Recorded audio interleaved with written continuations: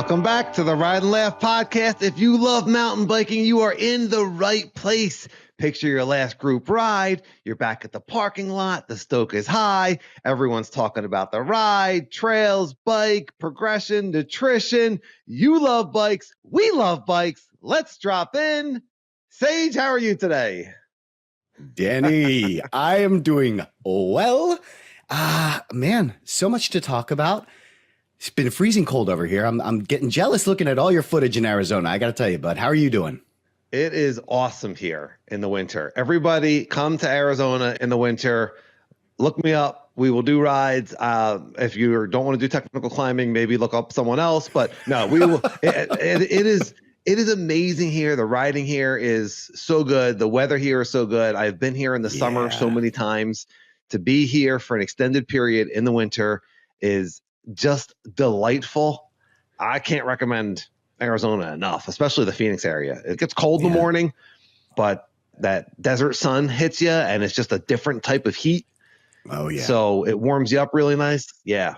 We'll talk about that more because it's interesting the way people are dressed and what everyone kind of brings on their ride here has surprised me a little bit. So I can get into that a little bit more, but yeah, so you're in the doldrums of the Northeast winter. You got snow on the ground. You got some frozen trails. Yeah. You know what? I'm thinking if we hit this thing big with the podcast, if and when we hit this thing big, yes, we need to do what Seth from, well, what's this? It's Burn Peak now. He built that Ranger cabin. Oh, we need the Ride and Laugh cabin, baby. Oh, Ride and Laugh cabin in Arizona. Yeah. Oh, yeah. Yeah. Yeah. That would be cool. Oh, so then our Ride and Laugh listeners could come and book at the at our Airbnb. Yeah, that's right. Yeah, we'll have it full of like Ride and Laugh paraphernalia and like little isms that we say. Oh yeah, like yeah. By then, all the swag will be out by then. We'll have all the posters. You know, you can have a poster of Trail Sage on your wall. You can have a poster of Lanky D. You know, like that. Look how far back on the bike he was in this picture. And then if you look over there, that was after Sage pointed out that he was not being centered. And look how much centered Lanky D is. I'm a little bit of a Lanky D fanboy myself. So, you know, so we'll the house, obviously anything's possible. We are going to reference this Ride and Laugh podcast number 50, by the way. Amazing. Awesome. So cool. So cool. That seems like a really big number. And I'm excited for us, but we are going to reference this and we are going to say anything is possible. We talked about this in episode 50 and here we are, episode 3,458,000 and we got our house.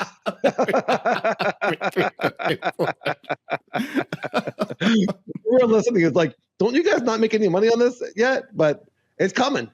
It's coming.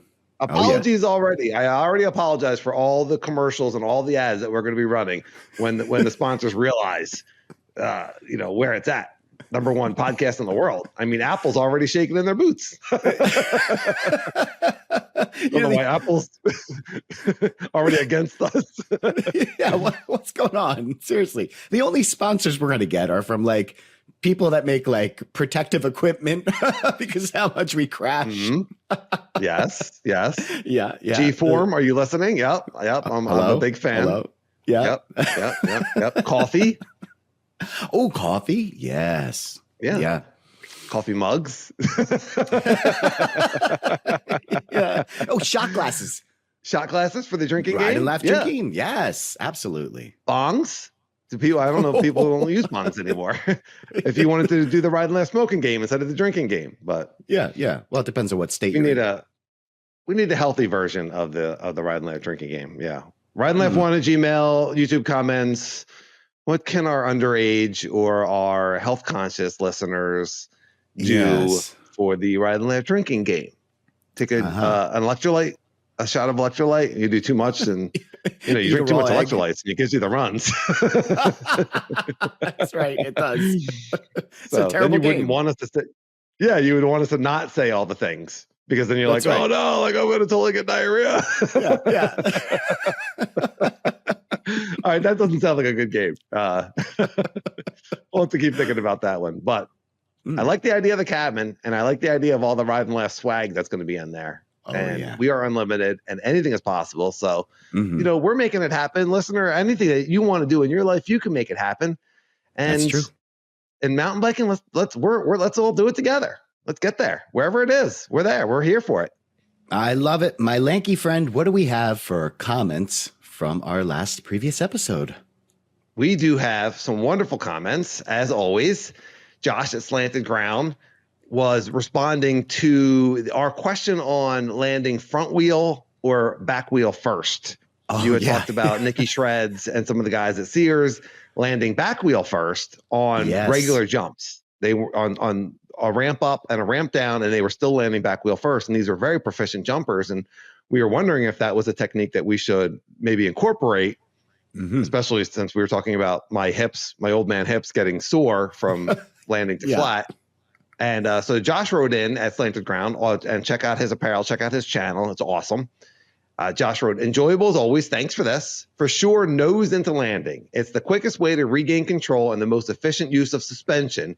Street BMXers land back wheel first because they are fully rigid, and that allows them to use the bike and body as a lever to spread out the impact over time.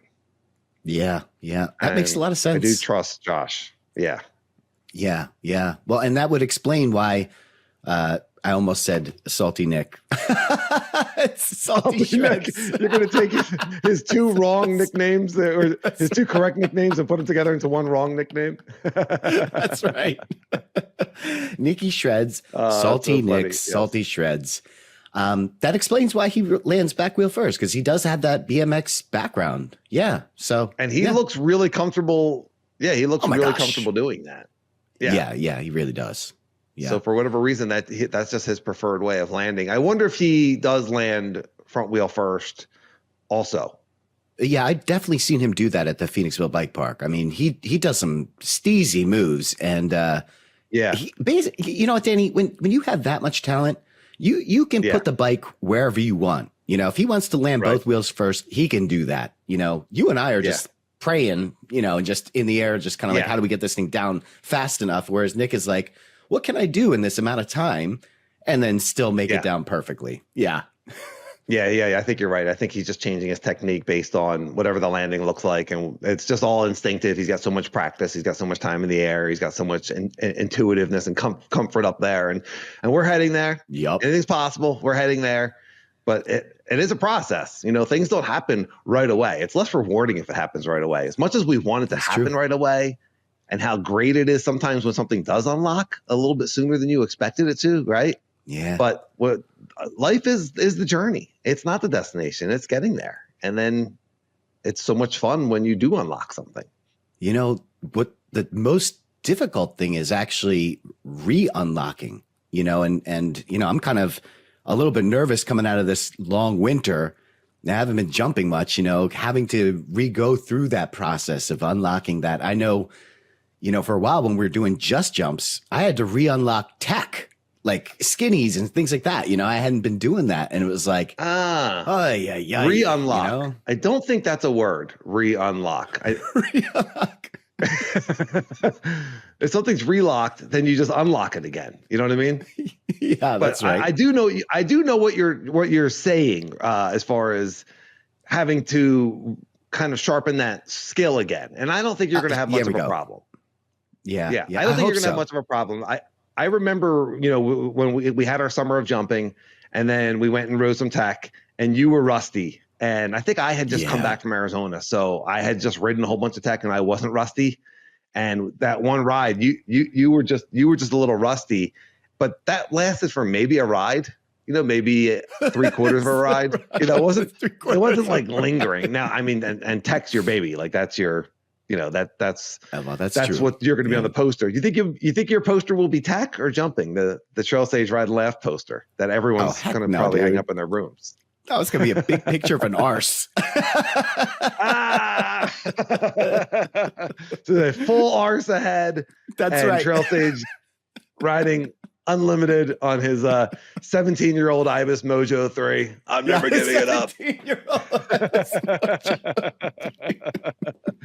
We'll have the frame in the cabin. I think we should have the frame in the cabin. Oh, yeah. Oh, what a good idea. That would be pretty cool. Yeah. Man, we run our bikes into the ground. I mean, they're not worth anything to anybody. You're right. We should save these and we should hang up all over the damn house. Yeah, I love it. Yeah. Though, you know, it will be a pretty expensive collector's item. We might have to put it behind some sort of glass wall or something like that, you know. Like, right. Yeah, it's going to be a pretty big deal. I mean, if someone got their hands on that, you could imagine on the black market what that ibis would be worth, you know. Trail stage repaired 15 times. Yeah, seriously. Ay. Oh, right. Did you ask me a question? No. Did I miss something? Oh, I know. Drinking. You were talking about re-unlocking the skills, and yes. when out here in Arizona, there's just not a ton of jump trails. Yeah. And I feel like I haven't been able to work on the jumping the way like you kept being able to go to Phoenixville Bike Park and you kept going to Skyline up until the snow was on the ground. Yeah. And the jump trails here are like desert trails, which is super technical and I'm not proficient at yet. And then there's like dirt therapy, but it's just not the same. There's no Phoenixville Bike Park where it's just like comfortable sends. The closest I got was the Sedona Bike Park, which is a pedal up bike park, and it's 2 hours away. You know, we were only there for 15 minutes. So I have a little bit of that nervousness myself about, you know, when it's time to jump, what am I going to feel like on the bike? But I think we'll get that. Desert trail, that Sedona Bike Park. You had commented last episode, you had said, you don't know if you would do a day. After looking at all your footage, I would absolutely dedicate a full day. Oh my gosh, Dan, those jumps looked amazing. And you had 4 lines to choose from. I would absolutely go there and spend a day. Yes, it's a no-brainer. And some of the lines have 3 lines. You know what I mean? Yeah. Like there's the right side, which is like drops, and then the middle, which is kind of you can flow through or skip some, and then the left is like gap jumps. So some of the lines have multiple choices, and there's a lot of progression to unlock there. It does look like fun. Sedona is one of the top mountain bike destinations in the world. You know, it's beautiful. It's got all the tech, and then and they have like things like the Sedona Bike Park. It's a multi-day destination. It's just here in the valley. We're 2 hours away, so it feels like a day trip. You know, you get a hotel or a cabin or a bed and breakfast, and you get a couple days up there in a row. That would be fun. But people are flying in from all over the world and staying a week. You know what I mean? Yeah, I do. Riding Life 1 at Gmail, YouTube comments, Sedona experiences, which we have already gotten some comments, but also Sedona Bike Park, if curious who's ridden that and feedback. And what else around here? What else in Arizona as far as downhill bike parks? It seems like everything's quite a distance away, so each area has its strength. All right.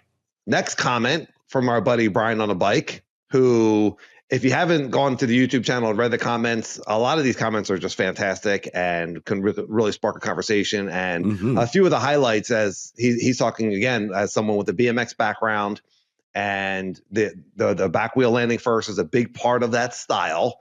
But in his opinion, that really kind of ends there. Other than a pedal kick or some sort of emergency situation, he's always trying to match the landing, if not lead with the front wheel, especially on chunky landings. And then he goes on to talk about the amount of travel that we were talking about, how much travel we need in bikes. And he was saying that short travel bikes allow you to work on your skills more as opposed to long travel that hides a lot of mistakes. And there's very little that he's come across that a trail bike suspension, which is in his case 150 in the front, 140 in the rear, can't handle. Your take on Brian's feedback there? That's a lot. I mean, Brian's my boy, man. He's talking my language. I mean, listen, I've been on a short travel bike this whole time. I've never had a long travel bike, and what's your travel on the Ibis? Well, it was 130, 140. Edition. Yeah. It started out 130, 140, and I bumped up that front fork to a 150. But so 150 in the front, 130 in the back. Yeah, but that's still really old Geo. Like, it's still not a very slacked out bike. And man, I did everything on that thing. I took it to the bike park, did huge jumps, huge drops. Like, there's not much that, and I think that's the point, right? I think that's what Brian's saying. If you know how to work the bike, you don't really need a lot of travel. I mean, you look at these what is that? The Crankworks? They're working with no rear travel. That's just, 120 mil of travel in the front on really like pretty steep geode bikes. And those riders are doing just fine. The guys and girls absolutely send it. So we know if you hit those landings right, and we've talked about this before, if you hit those landings right, you don't need any travel. I mean, we've seen Lucas and some of the other guys launching the BMX bikes at Phoenixville Bike Park, and seeing it on TV is one thing. Seeing it in person and seeing a talented rider just like launch these small bikes and land perfectly, and there's no suspension, the wheels are tiny, there's no room for error, and it's just precision and comfort and flow, and it's really, really cool. So we know for jumps of that nature, you don't need a lot of suspension. Would it save a beginner jumper a little bit if you case something hard and you have more rear suspension?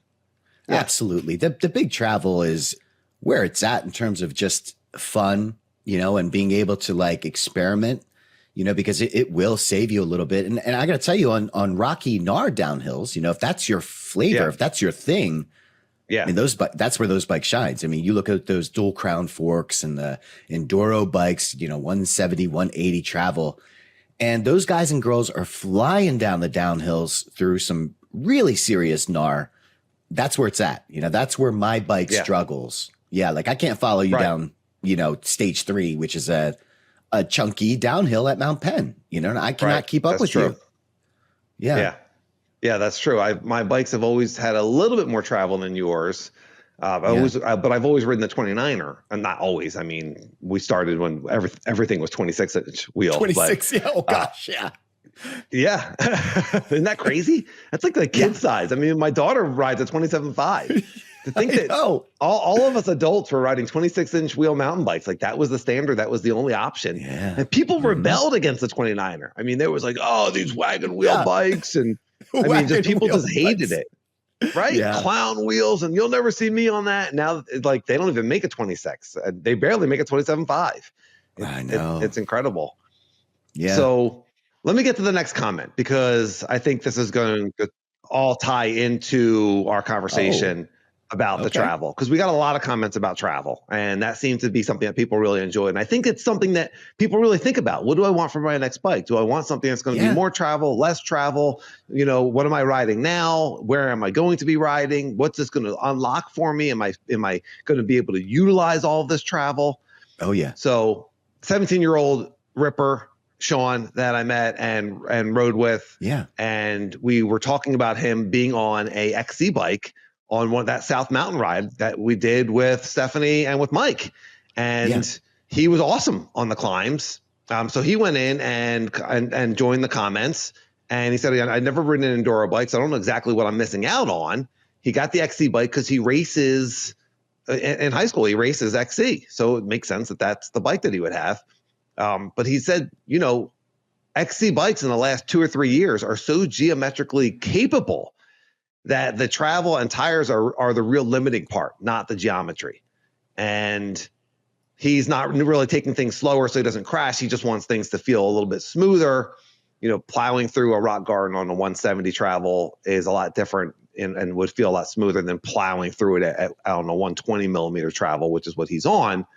And then he kind of like puts in his 2 cents that the sweet spot is what Stephanie and Mike are riding, which is a pivot switchblade, which is like a 140, 150 travel bike. So you get the climbing benefits. It's a little bit lighter, but then you also get some of that downhill capability. And that's what the trail bike is meant to capture. That's the whole point of the trail bike, is finding that happy medium. It's not going to be the fastest up. It may not be the fastest down, but I want to try all these bikes. I am super curious what a modern XC bike will feel like on some of these climbs. I'm hauling around a full out Enduro rig. Yeah. And it's a great bike, but I am so curious. Like, I can only imagine climbing a bike that's 8 pounds lighter. Yeah. Something like that, right? I mean, if we're like that would be really interesting and fun. I don't know what it would feel like on the downhills. I'm sure you have to be more careful. My bike eats on the downhills, like I can plow through stuff, and there is a confidence in that. And I think there's a lot of value in that also. Yeah. I mean, but Stephanie and Mike, who you just mentioned, they were blowing you away, and they were on much smaller bikes. Yeah. So it's, I think the more that Not you much. get confident, the more, well, you're right. Not that much, but they're on a trail bike. You're on an enduro bike, and they were significantly quicker than everybody else. So, as you get more comfortable with the terrain, as you get more comfortable with this new body position, maybe we might need to demo some switchblades. I don't know. Yeah.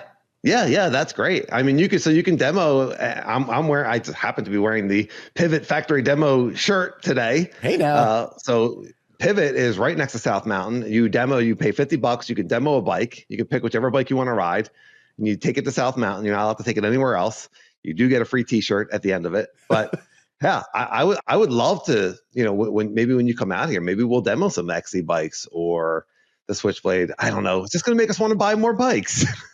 How are they tracking these bikes? How do they know that you're only taking it to South Mountain? Is there like a load jack on these bikes? What's going on here? Well, you're not allowed to put it in a vehicle, so you have to ride it someplace to test it. Oh, that's smart. Okay, all right.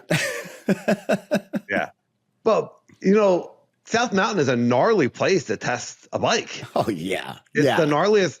Of all the I mean, Hawes has some gnarly trails, but as far as just consistently gnarly, if you're going on national and a bunch of the trails off of national, that's some serious chunk. That's what they design their bikes around is South Mountain. How's it going to feel at South Mountain? Yeah. You can ride it there. You can ride it anywhere. I just went Vegas. Yeah. Oh no, is that New York? What happens on South Mountain stays on South Mountain. That would be Vegas.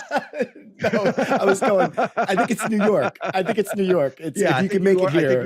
I think you. Yes. Yeah. You went New York City. I don't want to keep everything that happens on South Mountain secret. I mean, we do a podcast. Yeah. Yo, dude. Don't you know the rules? You were talking about our ride on your podcast. What happens on South Mountain stays on South Mountain. What is happening on South Mountain? I'm going to start riding with some protection. Okay. All right. I have a question. And I know that your rides were relatively cross country because it's frozen. So tell me, you got a couple of rides in. What, fat bike ride and then a frozen? Was it all fat bike? Yeah, both fat bike. Got up to French Creek with stick, which was really nice. It was just like you said, it was a cross country beatdown fest, which was great. I haven't done that in quite some time, and French is the perfect place for that. And I had good company. Stick was the man. And today I went out to Smedley. Same thing. Just nothing, no jumps, no nothing like that. Just kind of cruising around the fat bike, which was perfect, man. What temperatures are we talking about? Oh God, French Creek was in the 20s. Today was probably in the low 30s. I don't know. Things were starting to thaw out. Yeah. But that fat bike just chews through everything. Yeah. Oh my God. It was so frigid. Yeah, absolutely. How did you feel? How'd the fitness feel? Danny, I am struggling because it is cold and it's really hard to stay motivated to get out because you just there's so much gear that's required. In the summer, you just go out. Yeah. And, shoes, shirt, shorts. With winter, it's okay, how cold is it? Now what jacket do I, how many layers? And then you don't want to get out of the car. And you got to get the warmers out. Yeah. It definitely takes another level of motivation to get out, especially on those solo rides where you just looking to get some exercise. And mountain biking is already kind of a high prep sport. We already have a lot to get ready. And a lot to wear, and we have to drive someplace and put on certain gear. And then in the winter, just exacerbates that even more. And then getting started, the first 15 minutes. So this is something we didn't talk about I don't think we did in our winter episode, was that when you start the ride in the winter, you should be cold. If you start the ride and you're comfortable, then 15 minutes, you're going to be overheating. You're very quickly going to be taking layers off. How many times have we done a cold weather ride, and you and I start cold, and there's other guys on the lot who are totally comfortable, and 20 minutes into the ride, we got to stop so they can take their helmet off and they can pull their shirt off. And oh my gosh, I'm so hot. So you have to start cold, but that also means you have to get out of the car cold, and you have to spend that first 10, 12, 15, 20 minutes cold, and your hands are cold and your feet are cold. And then eventually it all warms up. But there's a mental hurdle that you have to get over. You have to jump over every time that you decide you're going to do a freezing cold ride. Yeah. Yeah. Actually, that's funny that you said that because Stick and I were talking about that because because of how cold it was, I should have put warmers in my gloves and I did not. But I did that on purpose because I knew that it wasn't cold enough to warrant warmers. But I turned to Stick. I said, my hands hurt. But I knew in like 15 minutes that pain would go away. That pain is one of the most excruciating, searing pains that you can get. And I get it in my feet too. And it's just like, you know it's going to go away, but man, until it does, holy moly, I can see why certain people just don't get into winter riding around here. You know, that pain is even with warmers, you know, sometimes I don't know I don't know, man. I don't know. Would you take a mega hot day or a mega cold day? I would take a mega cold day, but you know me, I'm terrible at hydration. True. Yes. Yeah. Why? You would go the opposite? I think I probably would. I mean, look, I'm in Arizona right now, but and mega hot days exist here. So I have experience with the mega hot day. I really do. Yeah. And you're pretty good. It is very uncomfortable. It's just the prep is more water. You're carrying more weight in the sense that you're just carrying more water, and maybe you're a little bit more conscious about how far out you're going to go. And I don't know. They're both uncomfortable, and I've done mega cold rides for sure. It's just the prep for the mega hot ride is just like less because of how bare the landscape is at South Mountain. Are you finding that riders are covering up? Like when I went to South Mountain with you, I wore a long sleeve shirt, not because it was cold, but because I just didn't want all that sun exposure. Yeah. A lot of people. How are people dressing out there? Really, people. I have to see it in the summer, but a lot of people do wear really lightweight, long sleeve shirts. Yeah. I think the summer sun is different than the winter sun. I'm not putting suntan lotion on or anything like that. I'm riding in the middle of the day. I've got a nice tan. I've got it's good, healthy vitamin D. I'm not really a guy who burns a lot anyway, but if you were to go out for a 4 or 5 hour ride in the summer, I think that sun's probably brighter and hotter and more susceptible to burn you. Ride and Laugh one at Gmail and YouTube comments. Is the summer sun different than the winter sun? Even on a sunny day, I don't feel like I get burnt out here. So pretty cool. I don't wear sunscreen either, but I'm also Italian, so I kind of get darker. Oh, now you're Italian? All this Japanese talking, now you're Italian. Hey, that's the Italian side. The Italian side got the skin. What can I say? Hey, I'm unlimited. I'm unlimited. I can be whatever I want to be, huh? Who are you to tell me what I can be? I'm a Japanese, then I'm an Italian. And I'm offending everybody right now with this horrible accent. Everyone's like, what is he doing?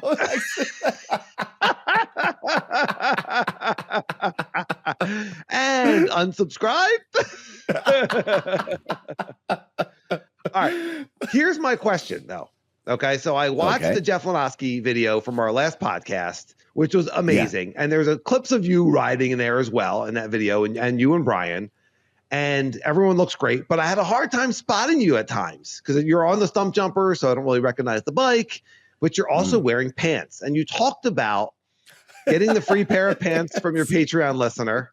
I mean, Sage, you and I have been riding winters for like 15 years together. I know. I can count on one hand the amount of times I've seen you wear pants. So he also has shorts on, everybody. Yeah, he has shorts on instead of pants. I'm not saying he's riding in his kitties. So I see the video and you're wearing pants, and I was like, oh, that's Sage. And so here's my question. Now, and your point was, look, I got these free pair of pants, and it makes sense for the kind of riding I'm doing where I'm sessioning. Yeah, I'm sessioning jumps. Right. And that day with Jeff, you guys were out in the mountain. It was snowing. It looked cold. Yep. I saw your Strava ride. It was under 4 miles, but you were sessioning. You were moving, but there was a lot of standing around. It made sense to wear the pants. Yep. So now you go to French Creek. Now you go to Smedley. You're doing cross country. You're moving. Yeah. Wear the pants on. No, went shorts. You did. Okay. Yeah. All right. Yeah. It was true to form. It was 20 some degrees. And I told Stick, I said, this is going to be cross country ride. We're going to be moving. And yeah, I went shorts, man. It was great. It felt great. It's really not a problem as long as you're moving. It's the standing around that's bad. And also if you're sessioning, not even sessioning, but if you're doing downhill runs, you're going speeds of excess of 20, 25 miles an hour, maybe in 30 if you're super fast. Like that's cold. That's really cold. And so pants make sense. Plus it's another layer of protection. So, but yes, I did go shorts. Okay. All right. Very interesting. Okay. And good for you. Kudos to you. Yeah. So out here, it's funny because when we start the rides in the morning, it might be in the 40s. And by the time you finish the ride, it's probably like mid 50s, or it could be even touching 60 and 70. Damn you. It's really nice. Yeah. But some of these earlier morning starts, it gets into like the low 40s. It could even be like into the mid or high 30s. Is that a little chilly, Dan? Yeah. Is that little? Yeah. Yeah. Well, it's funny because I'm just like totally just wearing shorts. Like this is fantastic, Yeah. But people that have been out here longer or are from here, they got long sleeves on, they got pants on. And I'm like, well, what are we doing here? I'm really surprised. Yeah. I'm really surprised. There's a lot of people wear pants. Now it might just be a preference. I know there's a lot of good mountain bike pants out there. RideLab1 at Gmail and YouTube comments. If you just prefer wearing pants, if it's a little bit cooler, if there's what's the benefits to wearing pants? I see a lot of long sleeves. I feel like the rule of start cold and then you'll be warm. I feel like that's not something that a lot of people practice. I think people get outside and they start comfortable. I'm going to present another theory, and I kind of briefly mentioned it, but I bet there's an element of protection to it too. If you watch these UCI downhill races, every single one of them are in long pants. So, I'm wondering, are some of these guys and girls that you're riding with, are they doing it for protection as well? Another layer of skin, I don't know. Yeah, but why not just wear knee pads? Yeah. Are breakaway pants something in mountain biking? Why? Why would you do that? Breakaway pants are for basketball so that you can sit on the sideline and then pull your pants off easily to go into the game. I'm not sure at what point you would take them off in mountain bike. That might be a Ride and Laugh product. Yeah. Ride and Laugh breakaway pants. They'll be in the cabin. They'll be like a million of them on one wall. Like, that idea didn't sell so well. For whatever reason, they're all in the cabin right now. They're going to be in a storage room in the cabin. I got this funny visual of you guys are all sessioning climbs, and it's like, all right, Danny, you're up. You just come off and rip off the pants. Oh man. I gotta get a pair of I gotta go to the thrift store, see if I can get a pair so that we can reenact this. This is another great place for our artificial intelligence cartoon animator. We need, yes. To which point now my brother's gonna be like, yeah, speaking of which, I still don't hear that damn song. That's right. I want my $8 back. Yeah. I'm gonna keep the $8. It's happening. It's happening. Oh boy. It's happening. All right. That's okay. So that's very insightful on, and the other thing that's really interesting is almost everybody out here wears hip packs with one water bottle. I noticed that. And then, and then they carry a water bottle. Like, it's so dry out here. Even in the winter, it's so dry. I mean, it's unbelievable. But I think from the feedback I get is that people have been riding here for so long, they've just kind of trained themselves. They've just gotten used to not drinking a lot. Yeah. Oh, I thought you were going to go hip pack comment. But also the hip pack. They love the hip pack. Yes. I started. But I love my U-Sui. I know. Listen, I was on the hip pack trend before it was even a trend, because I was using my running belts. Yeah. As a hip pack, and I was like, "Dang, these are great. They don't move." Oh, You think that you thought of the hip pack? Sage has been using the hip pack before you were born. I don't know about all that. It's in the Ride and Laugh Museum. I think, we talk about the Ride and Laugh cabin. I think we're getting enough stuff to put in this place to make it the Ride and Laugh Museum that you can sleep in. Oh. It'll be called the Ride and Laugh Museum, and you can rent it and sleep in it and mountain bike from it. I love it. But you know what? Yes. I do remember running a hip pack for a very long time. I could not carry enough water and tools in the hip pack. And Yes. Stick loves his hip pack, and I watch his Right. hip pack is massive. And I'm watching him ride, and this thing is, bouncing around, and it's crazy. He's got those childbearing hips, though. I don't have the hips for that. I got really skinny, lanky hips. I don't think I can handle the big hip pack. I know they have hydration packs in the hip pack now. I mean, they must be more comfortable than the ones you and I went hip pack for a couple of seasons. But we were doing huge rides at the time. Our thing was big XC rides, and we just kept running out of water. I'm tempted to go back and try it, but at the same time, I really do like my Usui. It's really comfortable. I've given it my mountain bike gratitude of the week before. I really have no problem with it. Like, it doesn't move around. I just really like it. So I will say this, Danny, if I'm doing a jump session, or I know I'm doing jumps, I will go no pack. It's either pack or no pack for me. Like, I don't know. And if I end up getting the Stumpy has that frame storage. I mean, yeah. So I don't know. It's all or nothing for me. If I need to bring water, I'm bringing the hydration pack. If I don't need to, if I can sustain with just one bottle, I'm riding no pack. Ride Laugh One at Gmail and YouTube comments. What is your favorite pack? Have you done hip pack? Have you also done regular hydration pack? What is the benefit to the hip pack? I know everyone's going to say that it just feels better. I know riding no pack feels great when we go to the bike park or when we do sessions at Skyline and we're just like taking our packs off. It does feel great. The movement feels great. The freedom feels great. Usui, for me, the Usui pack I have, it doesn't bounce around. It locks in. It's nice. But let us know. And what hip pack do you like if you're running a hip pack, or which hydration pack do you like? And so what are our favorite brands? What do you recommend if we were to think about trying one out? And how much water do you drink? How much are you going out? How long are these rides? We did the National Trail coast to coast, a 5.5 hour ride. Oh my Lord. And these guys had like 2 bottles of water.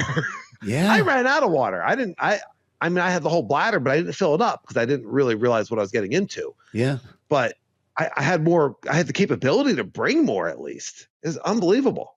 Yeah. Interesting. Yeah. All right. Well, I did some, we're pretty deep into the pod, and I haven't really talked about my ride. And we have a subject that we were going to get to, which is really good. And it's been on our list for like 5 weeks in a row again. So real briefly, I went to Halls for a solo ride. I did the Boulder Dash Trail, really staying focused on being aggressive and centered and breaking the glass on the steeps, and felt really good. Just being aggressive with the bike, pushing the bike felt really good. Noticed when fear kicked in and I went back, noticing it. So I'm not perfect all the time, but I'm noticing it. So that's really good. Continuing to work on that. I got back to Desert Trails for the first time in like 3 weeks. I did some laps there, and I was working on breaking the glass, and I was working on not letting the bike pull me, like Cole said, but pushing the bike. And I didn't clear all the jumps on one run, but I cleared all the jumps at one point or another. Love it. On my dirt jumper. And I did it. Yeah. And so I did meet a young man there, and he took some video of me. The runs that I did where he took the video weren't my best runs, but I put that, we can show that. Yeah.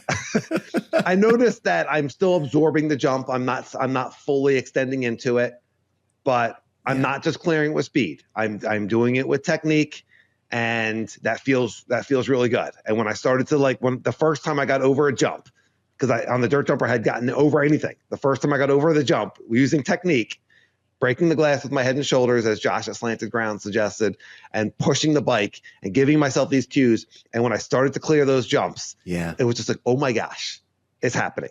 And so we talk about things don't happen right away, and then all of a sudden, the pendulum's starting to swing, and I can't wait to get back there. You were just saying that there's not many places that you can practice jumping. And I don't know if you've seen this. I don't know what video I saw, but they were taking a ramp jump that the kind that you have, that portable ramp jump. And then they were setting up a PVC pipe that you had to clear. And so, and they would just keep raising this PVC pipe up. The ramp doesn't get any bigger. Ramp stays the same, but it was really encouraging them to really pop that bike straight up into the air. Oh, yeah. It's nerve-wracking. It's scary because if you really pop on it, it's almost uncomfortable. Yeah. So well, it is uncomfortable for us. I'm not going to say almost. Yes. Like popping on the bike, that full boost is totally uncomfortable. Yeah. I'm comfortable doing it on the little kicker because I'm not scared about how high I'm going to go. And I guess that's really where the benefit is. And that's what Josh at Slant the Ground, and one of his videos is become a small jump hero. Just practice these things on small jumps and then you'll progress up. Now at Desert Trails, they're technical. They're small in the beginner line, but they're not super small. I met, I don't want to butcher his name. It's a Spanish name. I met Jaime at Desert Trails. Jaime? And it's spelled Jamie. Yeah. Oh. Jaime. Oh my God, your accent. It's spelled Jamie.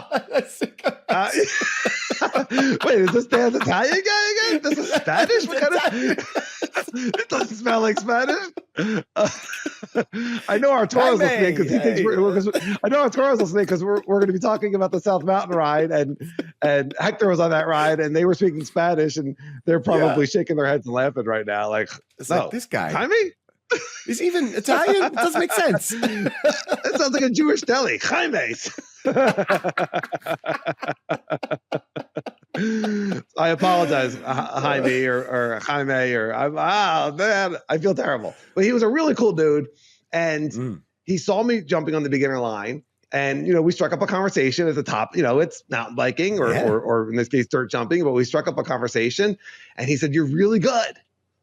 And I was like, "Oh, thank you." I'm not deflecting. Okay, but, then. Okay. And yes. So I'm watching his form, and I tell him, "Hey, if you don't mind, I could give you some unsolicited advice." And so I told him about chin forward and breaking the glass. And I told him about pushing the bike and not letting it pull you.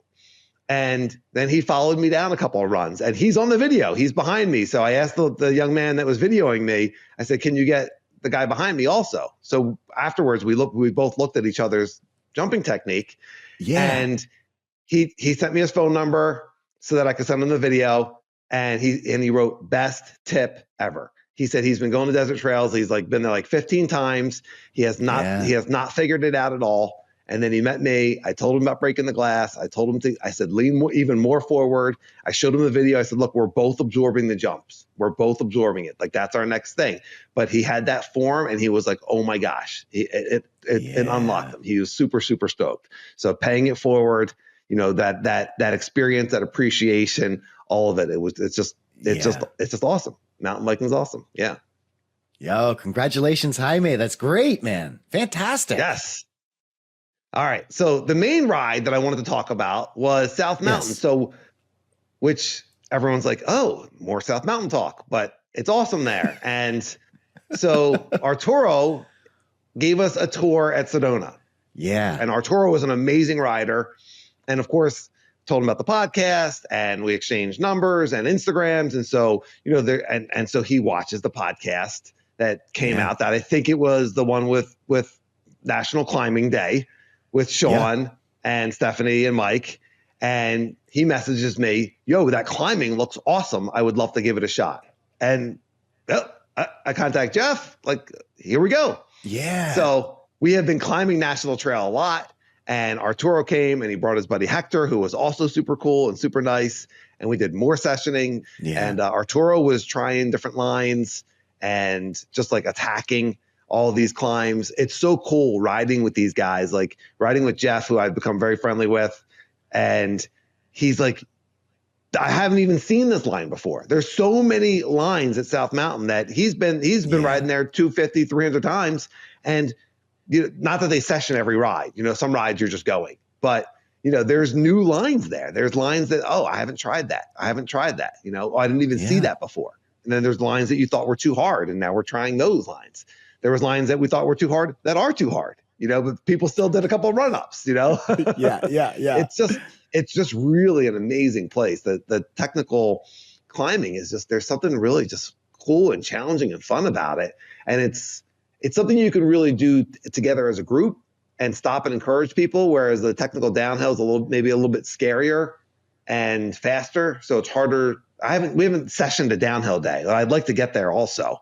And we didn't get into the main topic that we were going to get into about this travel, but I talked about it a few times. You've talked about it a few times. Do we need as much travel as I have on the Firebird?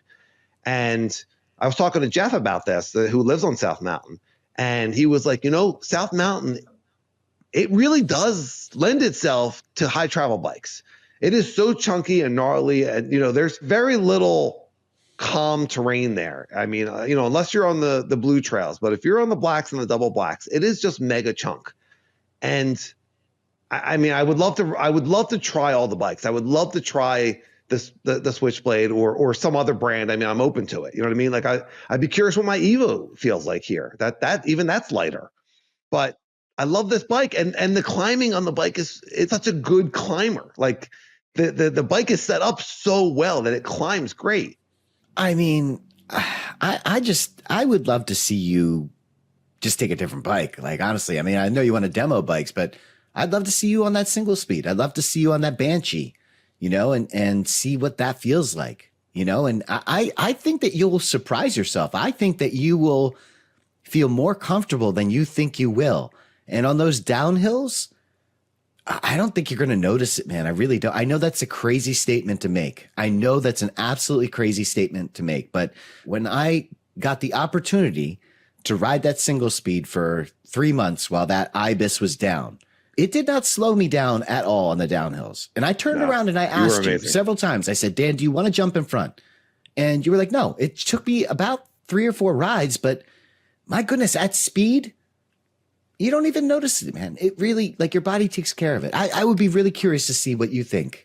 Yeah, but you were not riding. Mount Penn is awesome and it's chunky. It's not South Mountain, dude.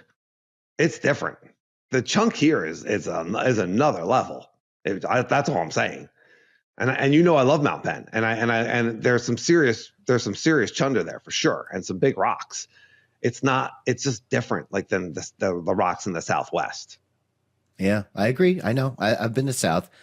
I would still be curious to see what you think. Me too. You're gonna have rides where you can do that solo. You don't have to worry about if you're gonna be holding up anybody, and just experiment and just tell me what that feels like. Because you can do it. I mean, Jeff Lenoski was on a hardtail doing all those moves. I mean, he's the trail boss. If he's the trail boss, I'm the trail employee. You know what I mean? Like, I'm entry level. I'm the trail intern. That's right. He's the trail boss. I'm the trail intern. I'm an unpaid intern. I love it. Oh my goodness. Yeah. All right. I'm gonna really consider the hardtail at South Mountain. I've been wanting to do that. AJ kind of like put that bug in my ear that he rode his hardtail at South Mountain. It was more fun than he expected. He wants to do a South Mountain hardtail ride, and I was like, yeah, that sounds cool. So maybe I'll think about doing that solo and seeing how it feels. That is you're convincing me. Yeah, man. Yeah. Yep. That sounds like a good idea. So, okay, awesome stuff. Should we get into our gratitudes, or did you have anything else that you wanted to hop onto here? Man, there is so much that I wanted to talk about today, but no, we'll have to save it. We'll save it for another pod. I know. I feel like we always run out of time. There's so much more I wanted to talk about and bring up, and it's yeah. The real question, Danny, is: do people want a longer podcast? I've been trying to get these things down to an hour. But are people interested in, longer podcasts? That I don't know. That's a great question. At the end of the pod, hopefully everyone's still listening. Put in the comments, is this too long? Is this the right length? Or would you be open to a longer podcast? Because frankly, you're taking a lot of times, you're taking 15 to 25 minutes out because 35. He's like, the whole museum bit is out, dude. That's gone. That's like 15 minutes of nonsense. Breakaway pants out. You guys can only imagine what you're missing. I mean, let me tell you, the So raw true, version right? is gold. It'll be available at the museum. You'll be able to go in and listen to any raw version All the that you raw want to. episodes. There'll be a wall of raw podcasts. You can just plug your headphones in and listen to it. This sounds like a terrible place to stay. It really does. It's awful. Yeah. No, it's going to be cool. It's going to be great. Ride and Laugh one at Gmail and YouTube comments. What do you want to see in the Ride and Laugh Museum? I almost said bed and breakfast. It's not going to be a bed and breakfast. We're not going to serve you breakfast. It's a rental. It's not a bed and breakfast. Yeah. Unfortunately for you, listener, Dan and Sage don't eat before the ride. We fast. So the bed and breakfast is going to be a plate. A glass of water with some electrolytes in it. Here you go. We eat breakfast at 2:30 at a diner after the ride. Yeah, that's right. Yeah, that's right. yeah, that's right. All right. What is your mountain bike gratitude of the week, my friend? Well, my mountain bike gratitude goes back to that ride that I did with Stick, and it is to my Shimano NW 501s. I think that's the model number. If it's not, I'll make the correction in the description. But these shoes, I got them they were quite expensive actually, but I got them about 2 years ago. They have been absolutely fantastic. I haven't worn them. I've been riding those Pro Azumi shoes, and it was just so cold that I had to go with these winter shoes. I absolutely love them. My toes did not get cold. My hands, I was complaining to Stick about my hands hurting.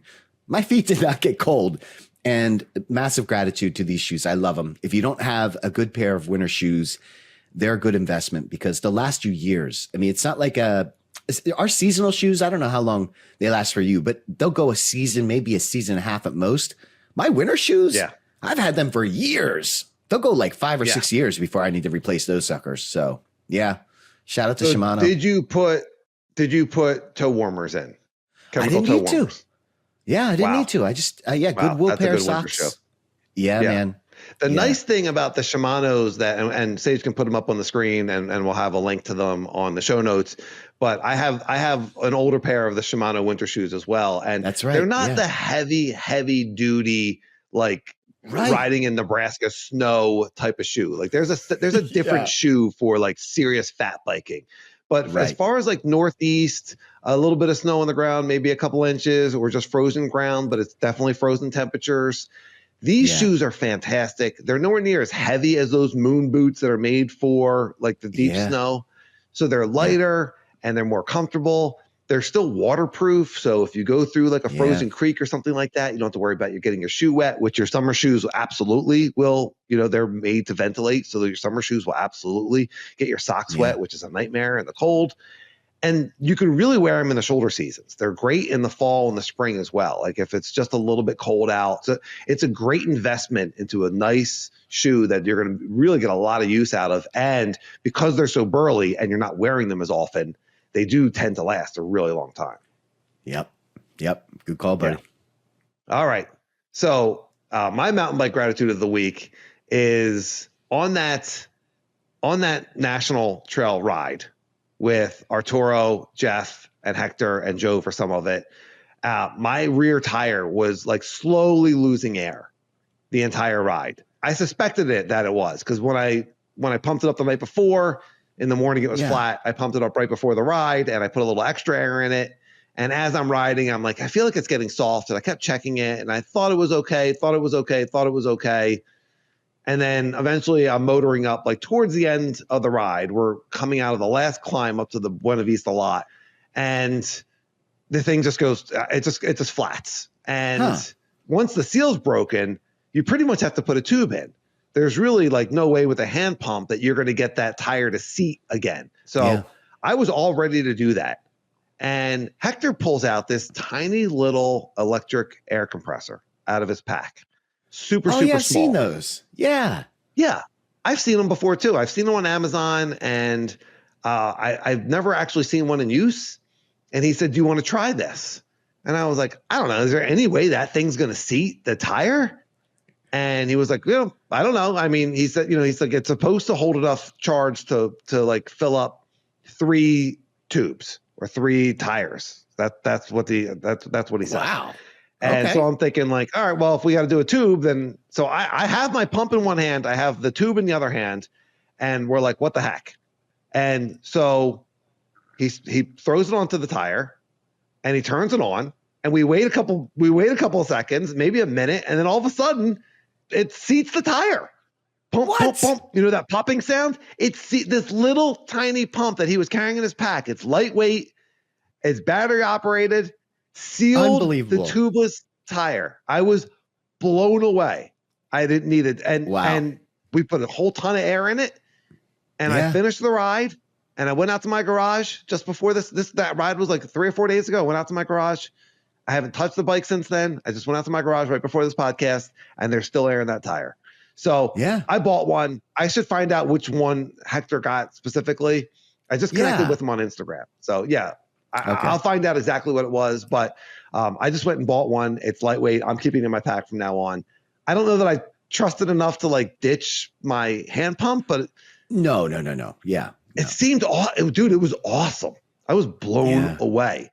It was really cool technology, man. So Gratitude, that thing, like I was so stoked that because putting a tube in is a big pain in the butt. And then when you get home, like then you got to take it out and redo it and maybe change the tire if you think there's a problem with the tire. And so that was really cool. So thank you, Hector. And thank you to Mini Air Pump. Ride Life 1 at Gmail and the comments. Have you used these little mini compressors? Which one do you use? What's your experience with it? Did you ditch your hand pump? Are you just riding with the mini compressor now? Because that's kind of seems like the way to go. It's a little bit heavier, but if you're not carrying a hand pump, So I had a little bit of trail karma, I think, because earlier in the ride there was a guy who needed a pump, and I had a hand pump, and so I pumped up his tire. I just put the pump on and I just pumped up his tire for him. And then at the end, later on in the ride, what goes around comes around. Hector, I love it. Totally saved my tire. Yeah. Yes. Shout out Hector, man. That is clutch. You have to let me know how that mini air pump goes, because I have been curious. I've been seeing those around. Yes. I've been seeing those around. Yeah. My mountain bike tip. I'm going to keep this pretty short, and it might be obvious to a lot of our listeners, but if you are new to riding, we have been talking on this podcast about technical climbing and climbing in general a lot. And it has occurred to me, because I was doing a ride at French, and this was more of a cross-country ride. There's no technical climbs at French. They're just long and painful. They're full of rocks, but they're not, you can stay seated. And so here's my mountain bike tip. If you're on a seated climb, and it's a tough climb, just move up onto your saddle. So instead of going back on your saddle, move toward the nose of the saddle, and it'll really help you generate the power going up these climbs. And that might seem obvious to some of our more veteran riders, but if you're a newer rider, instead of pushing back on the saddle, move toward the front, toward the nose of your saddle. That's really going to help you generate the power to get up these climbs. If you look at the mountain bike saddles, I don't know if it's as much nowadays, but it's certainly in the past, you can see there's a little bit of extra padding on the very, very front, because the natural riding position for steep seated climbs is to move forward.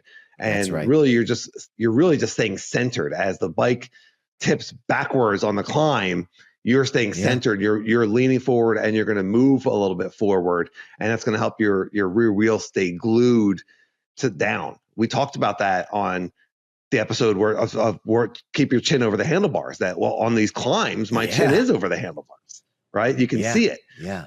There's a little punch climb I did at Sedona where we punch up a rock, and I was watching it in slow motion. I just happened to watch it. I just happened to watch it in slow motion. I don't usually do that. And there's a part where I'm like popping up onto this rock, and you can see my chin is like way over the handlebar. It's like the perfect jumping position, but I'm climbing. I'm doing a technical climb. Yeah. At speed. I was doing it very fast. But it was really interesting. So yeah, that staying centered, staying balanced, it affects, and it's effective in many, many different ways. And for long rides, sliding forward is going to make a big difference, and keeping that rear wheel glued to the ground so that you That's don't right. waste a revolution. You don't want to start spinning out. You're already working really hard. You don't want to have a wheel slip where you're and then that's going to lose some of your momentum as well. So great tip. Good stuff, Danny. Bring us home. All right. Well, if you are still listening, you are definitely one of us. You love mountain biking. We appreciate you. Gratitude. Thank you for listening. Thank you for commenting on the YouTube. Thank you for giving us 5-star reviews. And Ride and Laugh 1 at Gmail, if you want to give us any feedback or any ride topics or talk topics, anything like that, podcast topics, we're open to it. We appreciate everybody. Everyone have a fantastic week and a great week of riding. Ride and laugh. I'll see you, everyone.